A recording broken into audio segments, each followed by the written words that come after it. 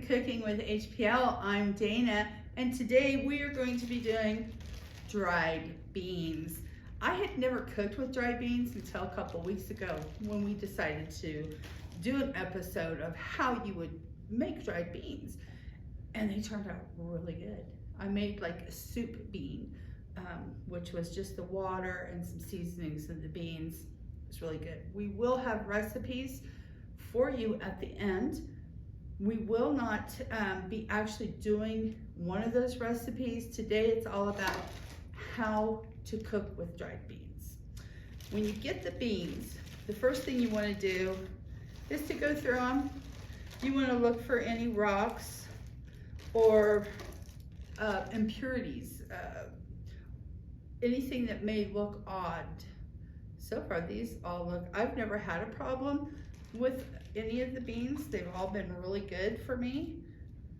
And then you want to measure out what you want. Now in here I have a cup of dried pinto beans.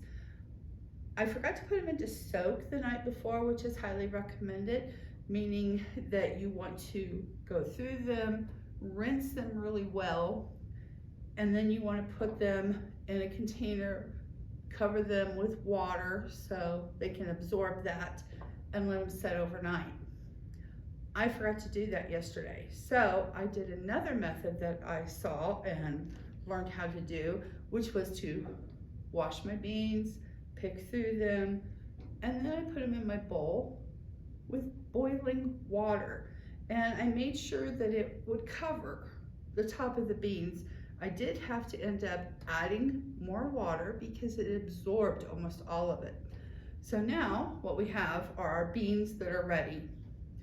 They are all ready to go. What we're going to do is we're going to put them in a pot, and we're going to bring that pot up to a boil. Now the beans are starting to soften, but they have not gotten soft and mushy like you would eat in a restaurant. But they are soft enough that the skins are coming off of them, which these are still fine. You can still put them in there. What we're going to do now is we're going to bring these up to a boil, no seasoning. The beans will not absorb any of that until after they have split and are softened. So we'll be back. We're going to bring these to a boil, let them cook, and I'll let you know how long we have to let them cook to get soft. See you in a little bit.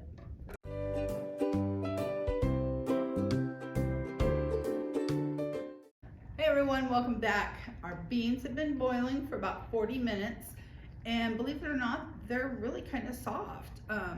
They're starting to split open. A lot of the outside has come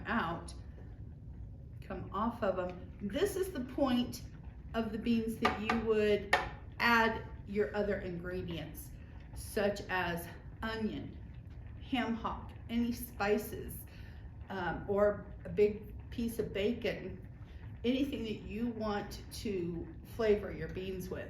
Now I did have to skim off some foamy scum, so you really kind of want to watch your beans. And believe it or not, this works. I put a spoon, got it down to a nice bubble, and it didn't boil over on me, so I was really happy about that.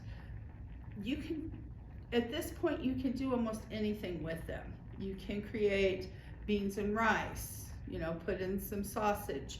You can, oh boy, chili.